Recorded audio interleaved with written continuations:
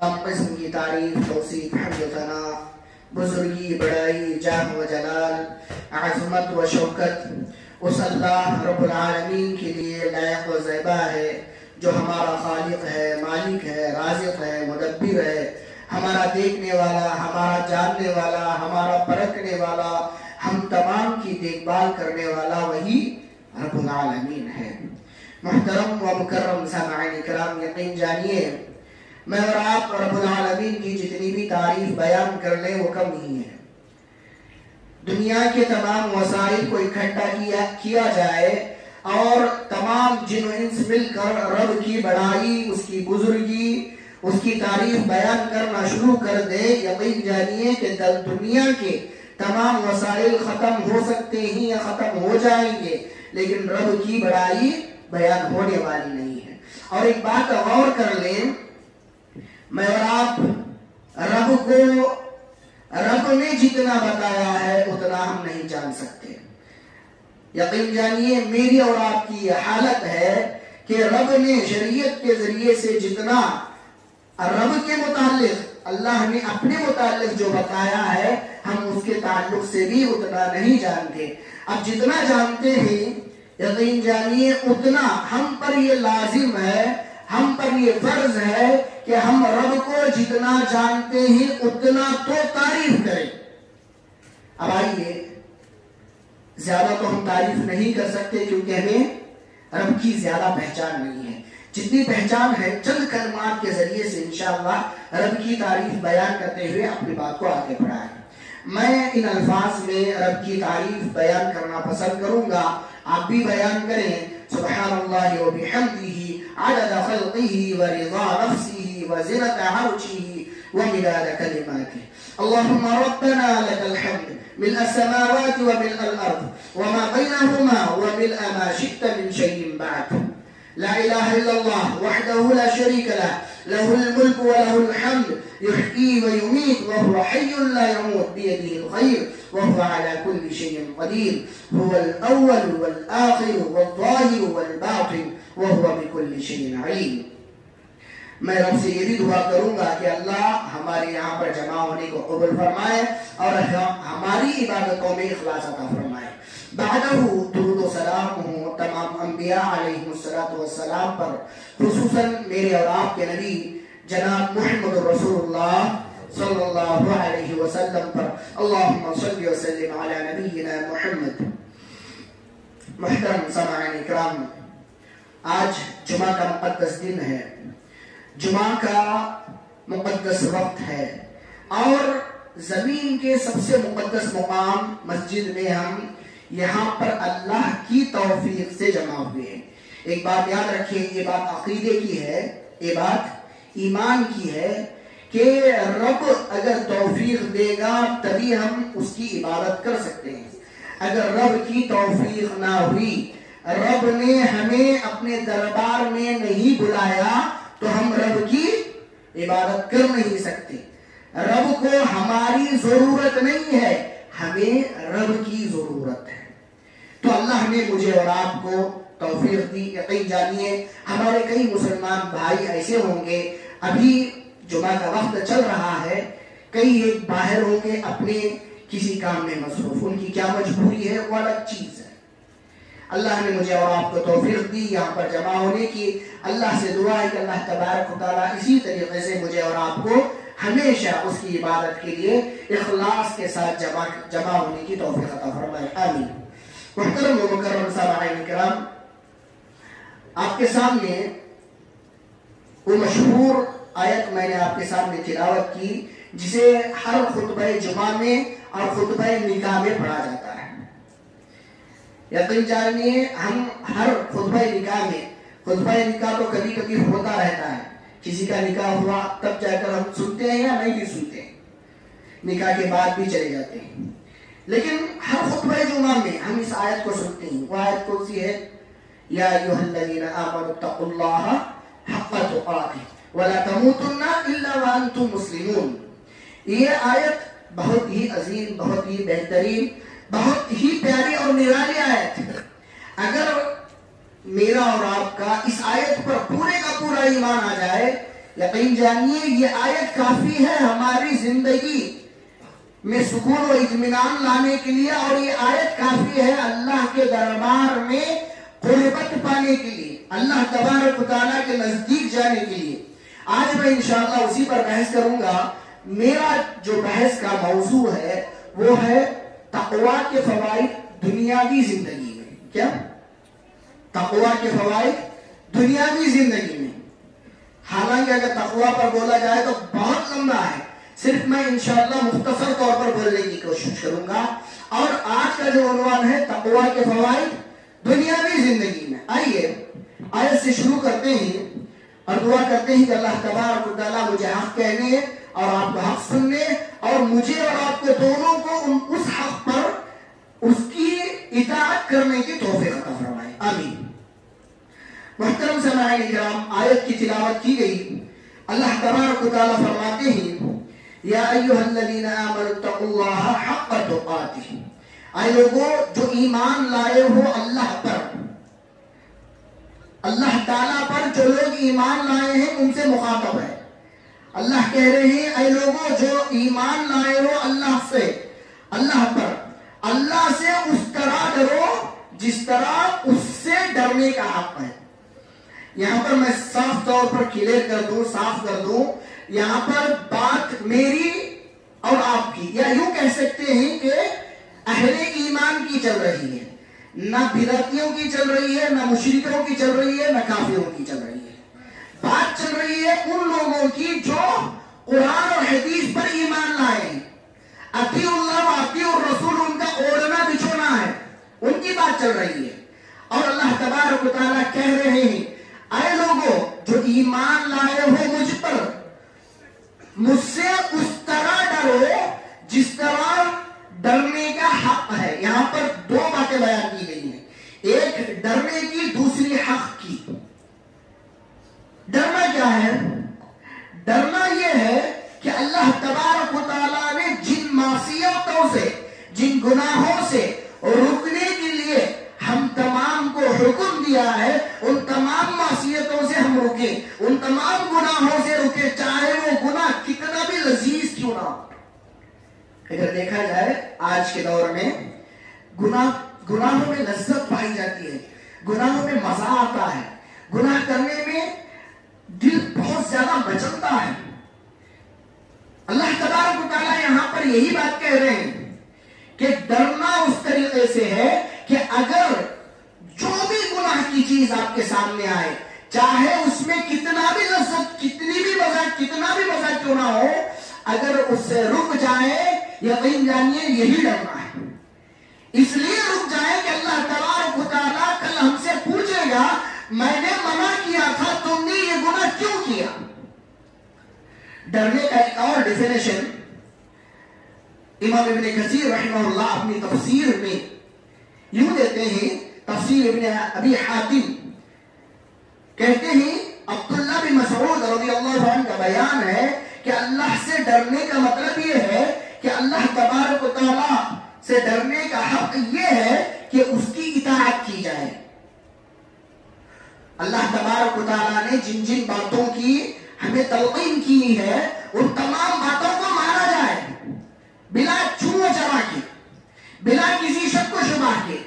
اللہ نے جن جن باتوں کو کرنے کے لیے کہا ہے اور رکنے کے لیے کہا ہے، ان تمام باتوں میں اللہ تبارک و تعالیٰ کی اطاعت کی جائے، نافرمانی نہ کی جائے۔ اللہ تبارک و تعالیٰ سے ڈرنے کا حق ہے۔ اور دوسری چیز، اللہ تبارک و تعالیٰ کو یاد رکھا جائے، اسے بھلایا نہ جائے۔ آپ جب بھی گناہ کر رہے ہیں، میں جب بھی گناہ کر رہا ہوں، مجھے رب کا ڈر، رب کا خوف دل میں ہونا ہے۔ رب کو بھول کر گناہ کرنا نہیں ہے، رب سے دور بھاگ کر رب کچھ نہیں کرے گا، رب درگزر کر دے گا، اس بات کو اپنے دماغ میں لا کر گناہ کرنا نہیں ہے۔ رب کو یاد رکھنا ہے، اس کے عذابات کو یاد رکھنا ہے، اس کی سخت پکڑ کو یاد رکھنا ہے، اس کے شدید عذابات کو یاد رکھ کر اپنی زندگی گزارنی ہے، اسے بھولنا نہیں ہے۔ اور تیسری چیز، اس کا شکر ادا کیا جائے، کفر نہ کیا جائے۔ یعنی اللہ تبارک و تعالیٰ نے ہمیں عطا کیا ہے ان تمام نعمتوں کا شکر ادا کیا جائے. ایسا نہ ہو کہ ہمارے اوپر بہت ساری نعمتیں ہیں، ہم کہہ رہے ہیں کہ ہمیں کوئی نعمت نہیں ملی. یہ غلط بات ہوگی. اب آئیے اس کا حق کی بات کرتے ہیں. ڈر کا تھوڑا بہت ڈیفینیشن یا سمجھوتے کے طور پر ہم نے کچھ کہا ہے، اسے آپ سمجھ گئے ہوں گے الحمدللہ. حق کیا ہے؟ حق یہ ہے کہ اس کی اطاعت کی جائے.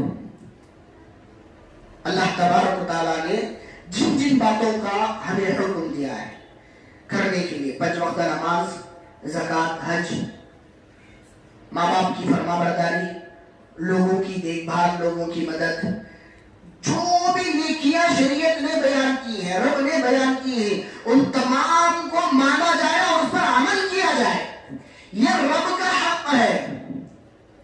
اب دیکھیے ایک بات یاد رکھیے کہ جو بندہ رب کا حق ادا کرتا ہے وہ پوری دنیا کا حق ادا کرتا ہے. کامن سینس اگر ہم تھوڑا اس کے اندر ڈیپ جا کر دیکھیں گے، جو بندہ رب کا حق ادا کرتا ہے یا رب کی بات مانتا ہے، وہ تمام دنیا کے حقوق، ماں باپ کے حقوق، رشتہ داروں کے حقوق، محلے کے حقوق، گاؤں کے حقوق، جس کے حقوق اس پر نافذ ہوتے ہیں، وہ تمام حقوق وہ ادا کرے گا. اگر کوئی بندہ، میں ہوں کہ آپ ہوں، رب کا حق ادا نہیں کرتے، رب کی اطاعت نہیں کرتے، یقین جانیے جو بندہ رب کا نہیں ہو سکتا وہ کسی اور کا ہو ہی نہیں سکتا. نہ بیوی کا ہو سکتا ہے، نہ ماں باپ کا ہو سکتا ہے، نہ گھر میں بھائی بہنوں کا ہو سکتا ہے، نہ رشتہ داروں کا ہو سکتا ہے، نہ محلے گلی والوں کا ہو سکتا ہے، نہ گاؤں والوں کا ہو سکتا ہے. دنیا میں وہ کسی کا بھی نہیں ہو سکتا. جو بندہ رب کا ہی حق مار کھائے وہ دوسروں کا کیا حق ادا کرے گا؟ جو بندہ رب سے ہی نہ ڈرے وہ بندہ دوسروں سے کیا ڈرے گا؟ تو محترم سامعین اکرام، یہ اللہ تبارک و تعالیٰ کا حق ہے. اللہ تبارک و تعالیٰ کا حق دینا یہ بہت زیادہ ضروری ہے. اب آئیے ڈر کا ڈیفینیشن ہوا. اب اللہ تبارک و تعالیٰ نے اس کے فوائد کیا بیان کیے، تھوڑا اس پر روشنی ڈالتے ہوئے آپ کی بات کو آگے بڑھاتے ہیں. اللہ تبارک و تعالیٰ نے بیان فرمایا سورۃ الجاثیہ کی آیت نمبر کا 70.9واں ٹکڑا، جس کے اندر اللہ تبارک و تعالیٰ نے فرمایا واللہ ولی المتقین، واللہ ولی المتقین.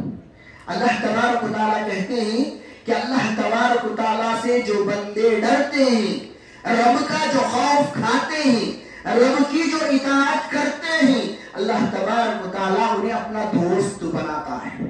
کیا دوست بناتا ہے؟ آپ معاشرے میں جیتے ہیں الحمدللہ، میں سمجھتا ہوں کہ آپ کے ہر ایک کے دوست ہوں گے. آپ اپنے آپ میں چھان کر دیکھیے کہ آپ دوست کے لیے کتنا مخلص ہیں. یہاں تک کہ دل کرتا ہے، ایک مخلص دوست کا دل یہ کرتا ہے کہ میں اپنا دل نکال کر اپنے دوست کو پیش کر دوں، جان نچھاور کر دوں. ایسے دوست آج بھی معاشرے میں پائے جاتے ہیں. دنیا کے انسانوں کی حالت ہے تو رب العالمین کا کیا مقام ہوگا؟ رب جسے دوست بنائے اس کا کیا مقام ہوگا؟ آپ یقین جانیے، میں اگر متقی ہوں، آپ اگر متقی ہوں، اللہ تبارک و تعالیٰ کے آپ دوست بن گئے. کیا تھوڑا سوچ کر دیکھیں، جو رب کا دوست ہوگا دنیا کی کوئی چیز اسے نقصان پہنچا سکتی ہے؟ ہرگز نہیں. کیسے؟ پچھلا مہینہ گزرا ذی الحجہ کا، ہم ابراہیم علیہ السلام کی سیرت کے تعلق سے ہم نے کئی ایک باتیں سنی کہ نہیں سنی؟ الحمدللہ سنی. اس میں ایک بات آپ نے سنی ہوگی ابراہیم علیہ السلام کے تعلق سے. وہ بات کیا ہے؟ وَاتَّخَذَ اللَّهَ ابراہیم خلیلا. اللہ تبارک و تعالیٰ نے ابراہیم علیہ السلام کو اپنا خاص دوست بنایا تھا. جس طرح ابراہیم علیہ السلام کو اپنا خاص دوست بنایا تھا اللہ نے، اسی طرح اللہ کے نبی صلی اللہ علیہ وسلم کو بھی اللہ نے اپنا خاص دوست بنایا تھا. ابراہیم علیہ السلام کی سیرت میں ہم نے سنا کہ ابراہیم علیہ السلام کو آگ میں ڈالا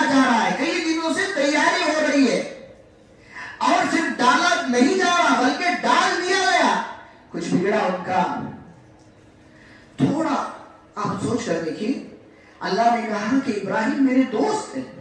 وَاتَّخَذَ اللَّهُ إِبْرَاهِيمَ خَلِيلًا سورہ نساء کی آیت کا ٹکڑا ہے. اللہ کہہ رہے ہیں کہ یہ میرا دوست ہے، خاص دوست ہے.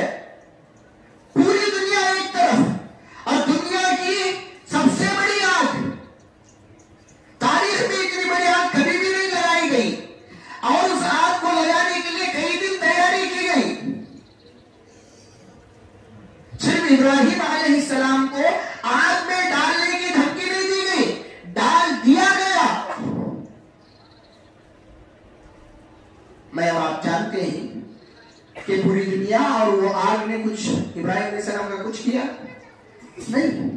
سورہ انبیاء اٹھا کر دیکھیے، اللہ تبارک و تعالیٰ کہتے ہیں قُلْنَا يَا نَارُ كُونِي بَرْدًا وَسَلَامًا عَلَىٰ إِبْرَاهِيمَ، اے آگ تو میرے بندے ابراہیم پر ٹھنڈی ہو جا اور سلامتی والے بن جا. ٹھنڈی بھی اتنی نہیں کہ ٹھنڈ کی وجہ سے ابراہیم علیہ السلام کو تکلیف پہنچے. صرف اتنا ہی نہیں، ابراہیم علیہ السلام پر جتنی بھی مصیبتیں یا پریشانیاں آئی، ان تمام کا آخر میں جو ہوا وہ کیا ہوا؟ ابراہیم علیہ السلام کا بھلائی ہوا، اچھائی ہوا. ابراہیم علیہ السلام کو صرف اتنا نہیں ملا، انہوں نے پوری کی پوری باتوں کو مانا. تب چل کر ابراہیم علیہ السلام کو کیا ٹائٹل ملا؟ ایک اور ٹائٹل. صرف اللہ نے اپنا دوست ہی نہیں کہا، ان کو اللہ تبارک و تعالیٰ نے انی جاعلک للناس اماما، پوری دنیا کا، پوری عالم کا امام بنا دیا. صرف اس وقت تک کے لیے نہیں، قیامت کی صبح تک کے لیے. قرآن کی آیت ہے سورہ بقرہ میں پہلے پاری میں آخر میں پارے کے آخر میں آپ اٹھا کر دیکھ لیجیے. اللہ تبارک و تعالیٰ نے صرف عارضی طور پر امام نہیں بنایا. اور آپ یہ مت سوچئے کہ امام مسجد کا امام نہیں. الحمدللہ مسجد کے امام کی عزت ہوتی ہے، اس کا مطلب یہ نہیں ہے کہ عزت نہیں ہوتی. امام کا مطلب یہ ہے کہ مشرکین کو چھوڑ کر، بت پرستوں کو چھوڑ کر پوری کی پوری دنیا آج تک بھی ابراہیم علیہ السلام کو اپنا پیشوا مانتی ہے، اپنا رہنما مانتی ہے. یہودی بھی مانتے ہیں ابراہیم علیہ السلام کو اپنا باپ مانتے ہیں، عیسائی بھی مانتے ہیں، مسلمان بھی مانتے ہیں. حتیٰ کہ اللہ کے نبی صلی اللہ علیہ وسلم کے دور کے مشرکین، ابو جہل، ابو لہب، عتبہ، شیبہ، سب کے سب ابراہیم علیہ السلام کو اپنا پیشوا مانتے تھے. آپ نے سنا ہوگا الحمدللہ. اس کا مطلب کیا ہے کہ اللہ تبارک و تعالیٰ نے اطاعت کی بنا پر ابراہیم علیہ السلام نے جن جن باتوں کا اللہ نے حکم دیا تھا ان تمام باتوں پر عمل پیرا ہوئے. تبھی چل کر اللہ تبارک و تعالیٰ نے انہیں اپنا خاص دوست بنایا. تبھی چل کر عالم کا اللہ تبارک و تعالیٰ نے قیامت کی صبح تک کے لیے امام بنایا. محترم سامعین کرام، کتنا بڑا ٹائٹل ہے. کتنی مصیبتیں آئی، اس کے باوجود بھی اللہ نے ان کا کچھ بگڑنے دیا نہیں، بگڑنے دیا. کیونکہ جس کا دوست اللہ ہو اس کا کوئی کچھ نہیں بگاڑ سکتا. حالانکہ دیکھیے وقتی طور پر ابراہیم علیہ السلام پر مصیبتیں آئی، تکلیفیں آئی، پریشانیاں آئی، لیکن بعد میں کیا ہوا؟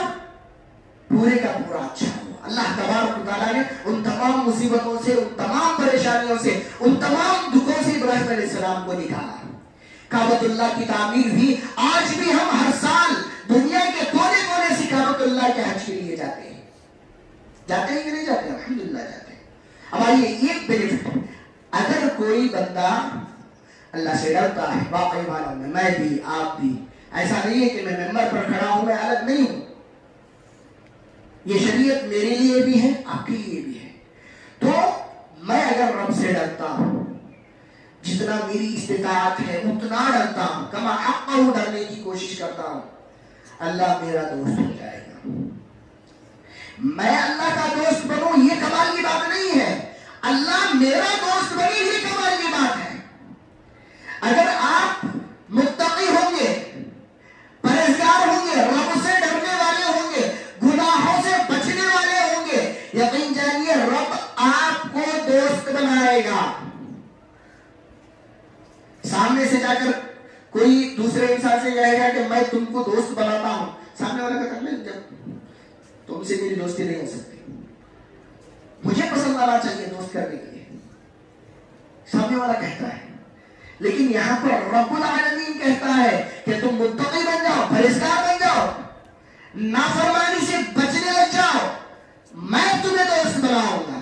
اب آئیے دوسرا فائدہ، اللہ تبارک و تعالیٰ سورۃ التوبہ میں بھی، سورہ آل عمران میں بھی یہ آیت کے ٹکڑے ہی اللہ تبارک و تعالیٰ کہتے ہیں ان اللہ یحب المتقین. اللہ تبارک و تعالیٰ ان لوگوں سے محبت کرتا ہے جو اللہ تبارک و تعالیٰ سے ڈرتے ہیں، جو اللہ تبارک و تعالیٰ کا خوف کھاتے ہیں، جو رب نے بتائی ہوئی شریعت پر عمل کرتے ہوئے اپنی زندگی گزارتے ہیں. رب اس سے محبت کرتا ہے، اسے چاہتا ہے. آپ تھوڑا دنیا کی مثال لے لیجئے. آپ اپنی بیوی سے محبت کرتے ہیں، کیا آپ اپنی بیوی کے خلاف کچھ سننا پسند کریں گے؟ آپ اپنی ماں سے، باپ سے محبت کرتے ہیں، کیا آپ اپنی ماں سے، باپ سے کے خلاف کچھ سننا پسند کریں گے؟ یقین جانیے میں بھی دل رکھتا ہوں، آپ بھی دل رکھتے ہیں. میرے دل کے اندر بھی یہ احساس ہے اور آپ کے دل کے اندر بھی احساس ہے کہ میں نہ اپنی بیوی کے خلاف سن سکتا ہوں، نہ اپنے ماں باپ کے خلاف سن سکتا ہوں، نہ اپنے بھائی بہنوں کے خلاف سن سکتا ہوں، نہ اپنے رشتہ داروں کے خلاف سن سکتا ہوں. میرے اندر یہ جذبات ہے کہ میں اپنوں کے خلاف کچھ بھی نہیں سن سکتا.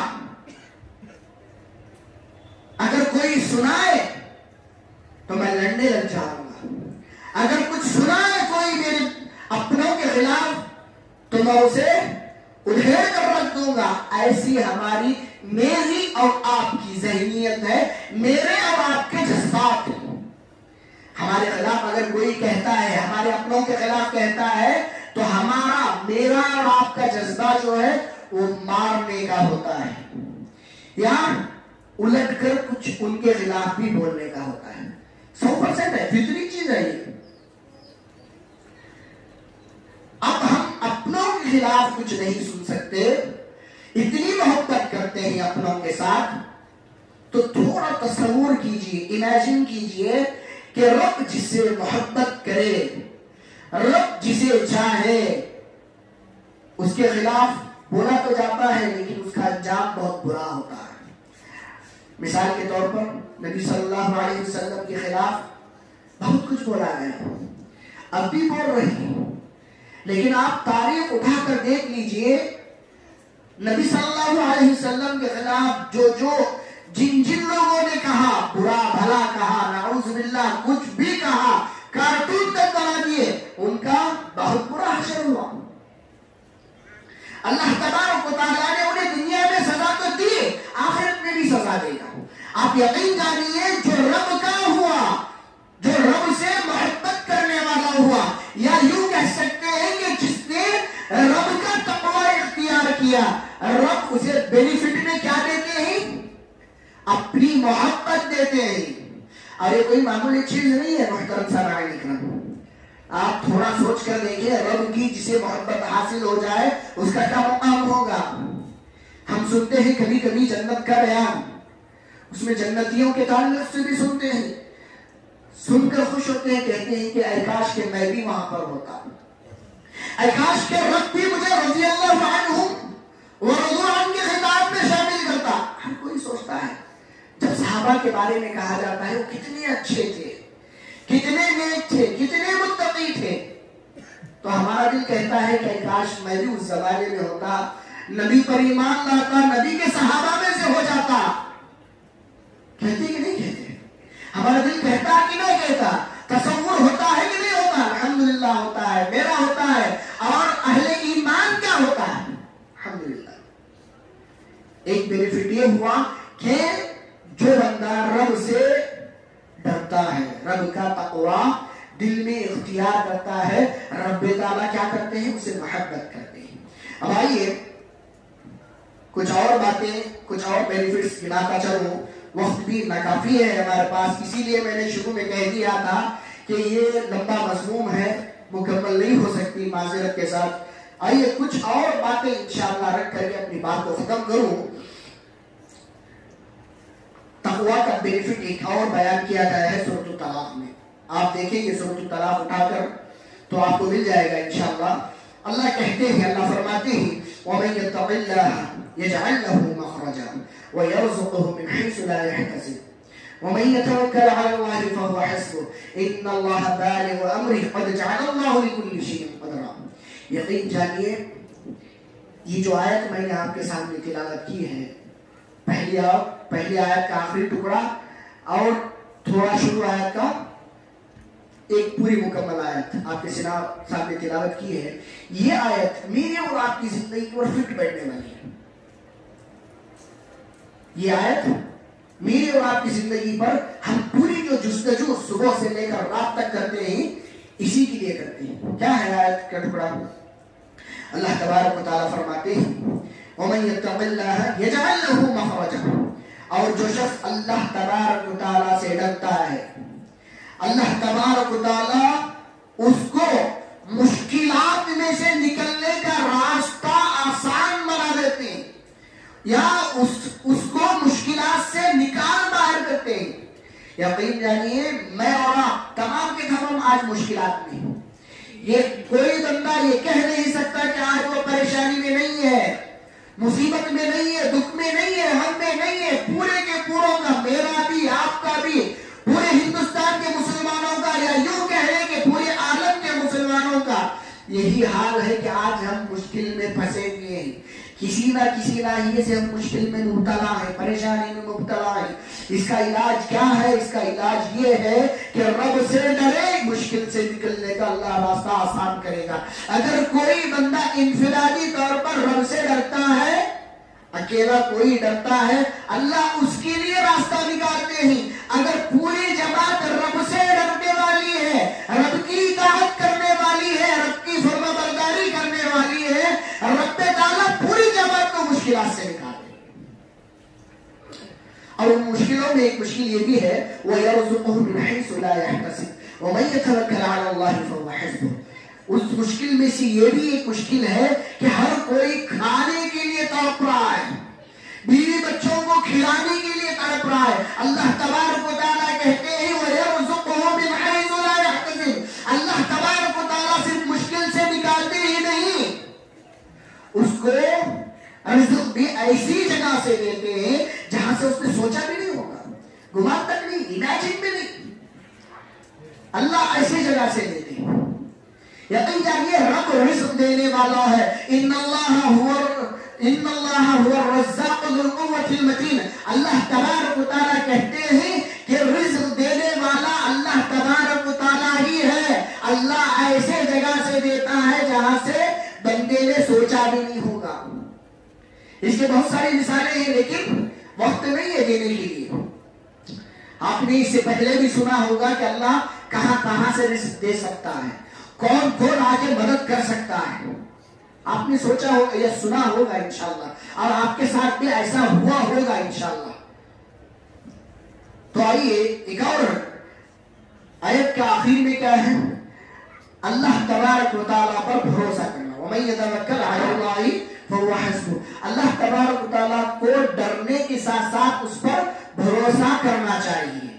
رب دینے والا ہے, رب نکالنے والا ہے مشکلوں سے, اس پر بھروسہ ہونا چاہیے. یہ بھی ایمان کا ایک جز ہے, بھروسہ. وَمَن يَتَوَكَّلْ عَلَى اللَّهِ فَهُوَ حَسْبُهُ إِنَّ اللَّهَ بَالِغُ أَمْرِهِ. اللہ تبارک و تعالیٰ نے کیا کہا؟ اللہ تبارک و تعالیٰ اپنے جو کام ہیں ان کاموں میں پرفیکٹ ہے. کیا؟ اللہ کے جو کام ہیں اللہ اس کو اچھی طریقے سے کر سکتا ہے اور اچھی طریقے سے کرتا ہے. ہم کام کرتے ہی دن سے, صبح سے لے کر رات تک, ہم کام کرنے میں پرفیکٹ نہیں ہے. ہمارے کام کرنے میں کمی بیشی ہوتی ہے, انسان ہے, غلطیاں ہوتے ہیں, لیکن رب تعالیٰ جو بھی کام کرتا ہے پورا کرتا ہے, مکمل کرتا ہے, پرفیکٹ کرتا ہے.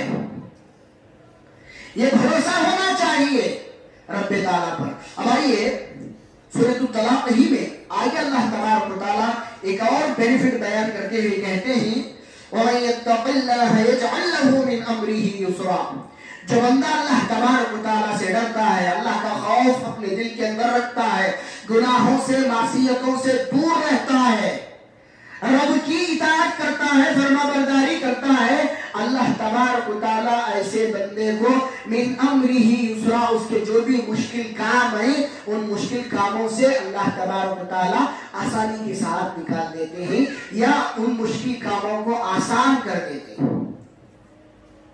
یقین جانیے آپ میں کام کرنے والے بہت سارے لوگ ہیں اور ہر ایک کو اپنا کام مشکل کبھی کبھی دکھتا ہے۔ اللہ تبارک و تعالیٰ سے ڈرنے والے جو بھی ہیں، اللہ تبارک و تعالیٰ ان کے کاموں کو آسان بنا دیتے ہیں، ان کے کاموں کو آسانی سے نکال دیتے ہیں۔ مثال دے سکتا تھا لیکن وقت نہیں ہے، ایک اور اس آیت کا ٹکڑا میں آپ کے سامنے بیان کر کے اپنی بات کو ختم کر دوں۔ اللہ تبارک و تعالیٰ کہتے ہیں وَمَن يَتَّقِ اللَّهَ يُكَفِّرْ عَنْهُ سَيِّئَاتِهِ وَيُعْظِمْ لَهُ أَجْرًا۔ بینیفٹ یہ بھی دیکھ لیجیے، اللہ تبارک و تعالیٰ سے ڈرنے کا بینیفٹ کیا ہے؟ اللہ اسے اپنا دوست بناتا ہے، محبت کرتا ہے، محبت کرتا ہے، رزق دیتا ہے، مشکلات سے نکالتا ہے، اس کی کاموں کو آسان کرتا ہے۔ اب چھواں بینیفٹ کیا ہے؟ جو بندہ رب سے ڈرتا ہے، رب کا خوف کھاتا ہے، اللہ تبارک و تعالیٰ اس کے گناہ مٹا دیتے ہیں۔ کیا کرتے ہیں؟ یقین جانیے میں بھی آپ بھی دونوں گنہگار ہیں، کوئی یہاں یہ کہہ نہیں سکتا کہ میں گنہگار نہیں ہوں، دونوں گنہگار ہیں، دنیا میں ہر انسان گنہگار ہے، ٹھیک ہے؟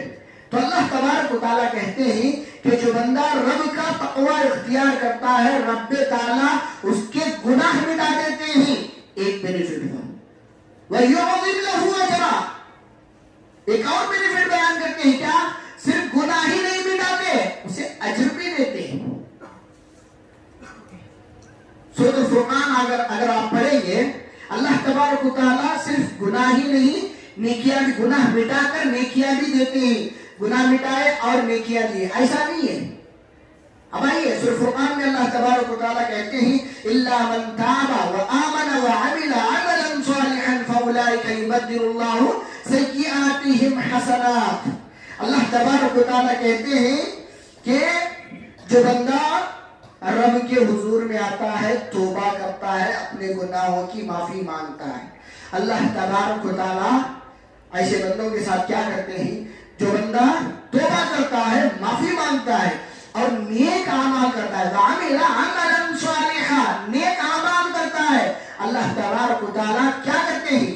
ایمان لاتا ہے رب پر، ایسے بندوں کے ساتھ کیا کرتے ہیں؟ فَأُولَٰئِكَ يُبَدِّلُ اللَّهُ، اللہ تبارک و تعالیٰ صرف فَأُولَٰئِكَ يُبَدِّلُ اللَّهُ سَيِّئَاتِهِمْ، اس کے گناہ ہی نہیں مٹاتے، اس کے گناہوں کو حسنات میں تبدیل کرتے ہیں، نیکیوں میں تبدیل کرتے ہیں۔ مثال کے طور پر میں آپ کو بولوں کہ ایک بڑا پہاڑ ہے، ایک انسان کے بڑے پہاڑ جتنے گناہ ہیں، ایک پہاڑ جتنے گناہ، وہ بندہ نادم ہوتا ہے، شرمندہ ہوتا ہے، رب کے دربار میں آتا ہے، سچی دل سے توبہ کرتا ہے، رب پر ایمان لاتا ہے اور نیک اعمال کرنا شروع کرتا ہے۔ سچی توبہ کرنے کے بعد اللہ تبارک و تعالیٰ کیا کرتے ہیں؟ اس بندے کے پہاڑ جتنے گناہ ہیں نا، گناہوں کو مٹاتا ہے اور پہاڑ جتنے گناہ ہیں نا اتنے ہی نیکیاں کرتا ہے۔ یہی بات اس آیت کے اندر بیان کی گئی ہے، فَأُولَٰئِكَ يُبَدِّلُ اللَّهُ، اللہ تبارک و تعالیٰ گناہوں کو تبدیل کرتے ہیں، نیکیوں میں کنورٹ کرتے ہیں۔ شرط کیا ہے؟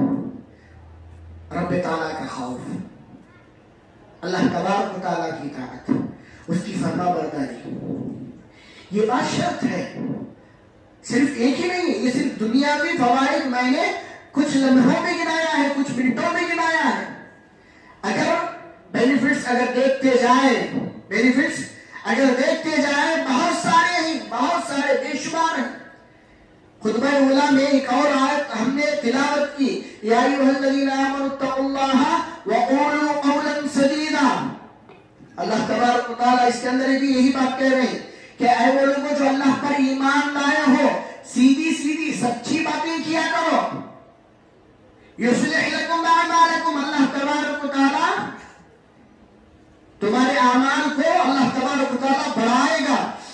युस्लिह लकुम आमालकुम। अल्लाह तबारक व तआला कहते हैं कि तुम्हारे आमाल को संवार देगा, तुम्हारे आमाल अच्छे करेगा। वयग़फ़िर लकुम दुनूबकुम, और तुम्हारे गुनाहों को मिटा देगा। यही बात अल्लाह तबारक व तआला यहाँ पर कह रहे हैं। और हदीस मैंने पढ़ी, इत्तक़िल्लाह हैसुमा कुन्त, मुआज़ बिन जबल और अबू ज़र ग़िफ़ारी रज़ियल्लाहु अन्हु इसके रावी हैं, कहते हैं कि अल्लाह के नबी सल्लल्लाहु अलैहि वसल्लम ने कहा कि डरना ये है कि इंसान जहां भी हो अल्लाह से डरे। अकेला है, रूम में बंद है, गुनाहों के पूरे वसाइल हैं, उसके बावजूद भी उसे रब का ख्याल आता है, डर आता है, उसके अज़ाबात का डर आता है। तब वो रब के दरबार से रुजू करता है और गुनाहों को छोड़ देता है। इसे डरना कहते हैं। तो मुहतरम व मुकर्रम सामईन किराम, वक्त काफी हो चुका है। अगर हम अपने खुतबे का जायजा लें तो हमें बात पता चलती है, मालूम होती है कि रब को डरना निहायत जरूरी है। रब को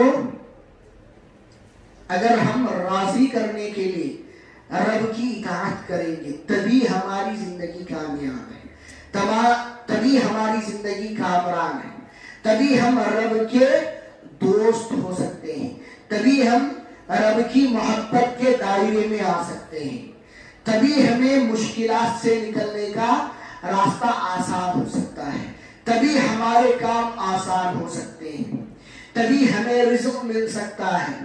हालांकि जो रब की नाफरमानी करते हैं उन्हें भी रिज़्क़ मिलता है, इससे कोई इनकार नहीं है, लेकिन उनका बदला कुछ नहीं है। रब को राजी करके रब की जन्नत हासिल करना है तो रब से खौफ खाना होगा, मासियतों को छोड़ना होगा, बुराइयों को खत्म करना होगा, अपनी अकेली की जिंदगी में भी, जमाती जिंदगी में भी। अगर अकेले अकेले सुधरेंगे इंशाअल्लाह पूरी जमात सुधरेगी, पूरा गांव सुधरेगा, पूरा मोहल्ला, पूरा गांव सुधरेगा, तुम्हारे वजह से आजू बाजू के गांव भी सुधरेंगे इंशाअल्लाह। मैं रब ताला से आखिर में दुआ हूँ, मेरे रसूल पर खड़ा हूँ, अल्लाह से दुआ करता हूँ कि अल्लाह तबारक व तआला हम तमाम को उसका मुती व फरमाबरदार बनाए। और अल्लाह हम दुआ करते हैं कि हम तमाम को उस तरह डरने की तौफीक अता फरमा जिस तरह तूने शरीयत में डरने के लिए कहा है। अल्लाह हम तमाम को तेरा हक अदा करने की तौफीक अता फरमा। अल्लाह हम तमाम को मुश्किलात से, परेशानियों से बचाकर अल्लाह तो हमें ले जा, हमारी जिंदगी को संवार दे, और हम तमाम की जो कोताहियां हैं, गलतियां हैं, अल्लाह तो अपने रहम से, अपने करम से माफ फरमा, दरगुजर फरमा। हमें जो गुजर चुके हैं अल्लाह, जो मोमिनीन गुजर चुके हैं उन तमाम की मग़फ़िरत फरमा। और हमारे गांव में जो भी परेशान हैं, मुसीबत ज़दा हैं, अल्लाह उनकी मुसीबतों को, परेशानियों को अपने रहम से, अपने करम से आसान फरमा, उनको मुसीबतों से बाहर निकाल। हम तमाम को अल्लाह अपना मुती व फरमाबरदार बना, हम तमाम को पंज वक्त नमाज़ी बना, और हम तमाम की जो परेशानियां हैं अल्लाह से, अपने रहम से, अपने करम से दूर फरमा। आमीन। सलाम।